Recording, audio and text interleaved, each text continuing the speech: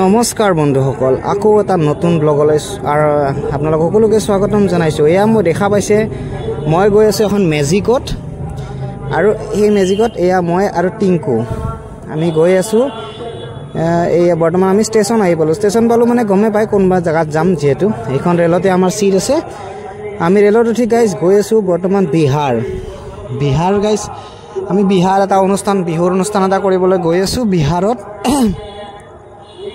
তো গাইজ সেয়া মই যাওঁতে ট্ৰেইনত বহি লৈছোঁ, আৰু আমাৰ টিকেট কটা আছে শ্লিপাৰত। এটা নতুন জাৰ্ণিলৈ আপোনালোক সকলোকে স্বাগতম। কিন্তু গাইজ এয়া চাওকচোন, আমি বৰ্তমান বিহাৰ পালোঁৱে। বিহাৰৰ মানুহবিলাক চাই গাইজ নিজে টিকেট নাকাটে, বেলেগৰ চিটত বহি থাকে।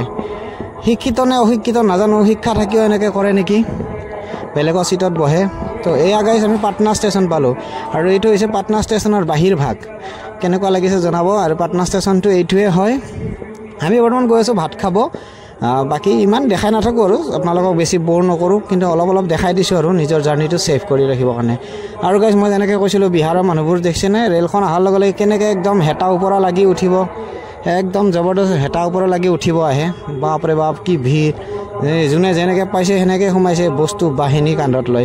একচুৱেলি এতিয়া ভিৰ হ'বই, কাৰণ এইখিনি সময় যিখিনি সময় চলি আছে এইটো হৈছে ছট পূজাৰ সময়। তো সেইকাৰণে তো আমাৰ গাইজ বিহাৰ পাটনাৰ পৰা আকৌ বেলেগ এখন ট্ৰেইনত উঠিব লাগে, কাৰণ আমি গৈ আছিলোঁ ৰাজনগৰ বুলি ঠাই এখনত বিহাৰৰ, য'ত বিহাৰৰ পাটনাৰ পৰা 192 কিলোমিটাৰ হয়। তো আমি তালৈকে ৰেলতে এইখন চেয়াৰ কাৰ ট্ৰেইনত বহিলোঁ। প্ৰথমতে যোৱা ট্ৰেইনখন শ্লিপাৰ আছিলে, আৰু এইটো হৈছে চেয়াৰ কাৰ বুলি কয়। জানাসকলেও জানেই বাৰু, নাজানাখিনিক কৈছোঁ আৰু কোনো দায়দোষ নধৰিব। তো এইটো হৈছে মধুবনী নামৰ এটা ষ্টেচন। ৰাজনগৰ ষ্টেচন পোৱাৰ আগতে এইটো ষ্টেচন পায়, মধুবনী ষ্টেচন। তো এই ষ্টেচনটোত এনেই অলপ সময় বেছি সময় ৰখাৰ বাবে মই অলপমান উঠি এনে ভিডিঅ' এটা লৈ ল'লোঁ। তাৰপিছত গাইজ আমি আহি পালোঁ ৰাজনগৰ ষ্টেচন। ৰাজনগৰ ষ্টেচনটো দেখাব লগা ষ্টেচন, ইমান বিশেষ ষ্টেচন নহয়, গাঁৱলীয়া সৰু ষ্টেচন। ইয়াৰ পৰা আমি টেম্পুত উঠি ল'লোঁ।